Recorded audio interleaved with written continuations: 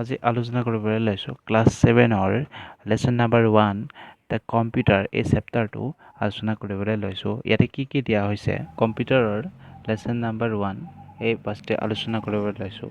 ইয়াতে কি দিয়া হৈছে ইয়াতে দিয়া হৈছে লেচন নাম্বাৰ 1 দ্য কম্পিউটাৰ। ইয়াতে আছে লাৰ্ণিং আউটকামছ অৰ্থাৎ কি পঢ়িব লাগে ইয়াতে দিয়া হৈছে। By the end of the lesson student will be able to অৰ্থাৎ ইয়াতে কৈছে যে এই লেচনটোৰ শেষত ষ্টুডেণ্টে সক্ষম হ'ব বা এইখিনি কৰিবৰ কাৰণে ইয়াতে তলতে দিয়া হৈছে আইডেণ্টিফাইং এ কম্পিউটাৰ অৰ্থাৎ আইডেণ্টিফাই এ কম্পিউটাৰটোক চিনাক্ত কৰিব পৰা হ'ব। অৰ্থাৎ identify the different types of computers অৰ্থাৎ কম্পিউটাৰ্ছৰ বিভিন্ন প্ৰকাৰবিলাক চিনাক্ত কৰিব পাৰিব অৰ্থাৎ জানিব পাৰিব।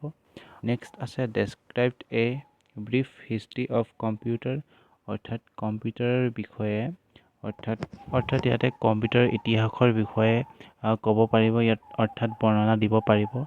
তাৰপৰা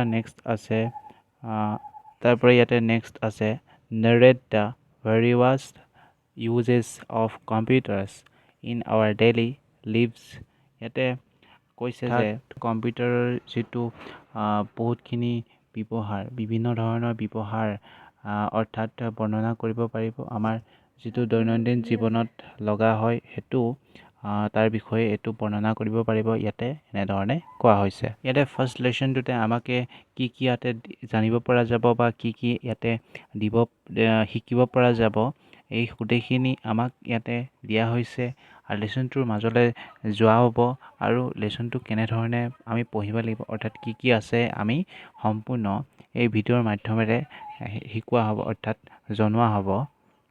গতিকে আজিৰ এই ভিডিঅ'টোৰ মাধ্যমেৰে কম্পিউটাৰৰ যিখিনি ইয়াতে ক্লাছ 7-ৰ কিতাপখনৰ যিটো ফাৰ্ষ্ট চেপ্টাৰটোত ইয়াতে দিয়া হৈছে বা আৰম্ভণি কৰা হৈছে এইটো এনেধৰণে এইখিনি দিয়া হৈছে।